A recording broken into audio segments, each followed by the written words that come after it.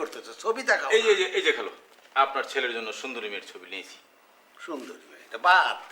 আরেকটা দেখো। আচ্ছা, এই যে খালো দিতেছি। এই যে এটা দেখেন, এটা দেখেন, এটা দেখেন। এটা তো দেখি মডেল কোন। খালু মডেল করে, আর তো টিভিতে অ্যাডভার্টাইজ দেয়।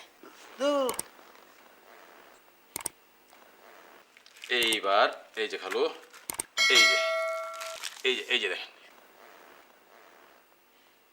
আরে এটা মনে হয় যে নাচতে শুরু করে দিয়েছে। কি ছবি এগুলো আনছো?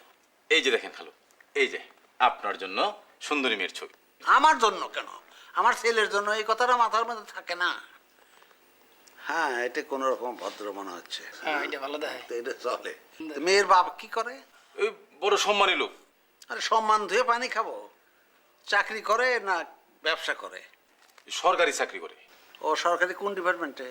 মেয়ের বাবা একটা সরকারি হাই স্কুলের প্রধান শিক্ষক। প্রধান শিক্ষক। বেতন পায় কত? এই 12,000 টাকা। আরে 12,000 টাকা তো আমার ছেলের মাসিক হাত খরচেই যায়। এই বাড়িটার দাম কত তোমার ধারণা আছে? আপনার এই বাড়ি প্রায় কোটিখানেক। 1.5 কোটি টাকা দামের বাড়ি।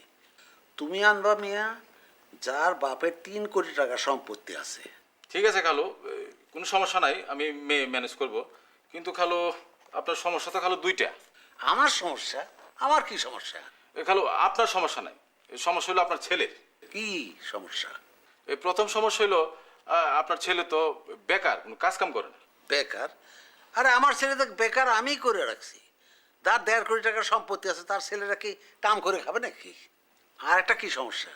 এই দ্বিতীয় সমস্যা হলো খালো, এই আপনার ছেলে তো খালো বয়স বেশি। কি কয়? আমার তো রাজপুত্রের মতো সুন্দর ছেলে। হ্যাঁ, তার বয়স বেশি, গঠনে গাঠনে একটু বড়, মামাদের মতো হয়েছে। ঠিক আছে খালো, ঠিক আছে। তো খালো ওই ফিসটা। ফিস একবারেই দেবো সব সেরে। আচ্ছা খালো, ঠিক আছে, আসুন।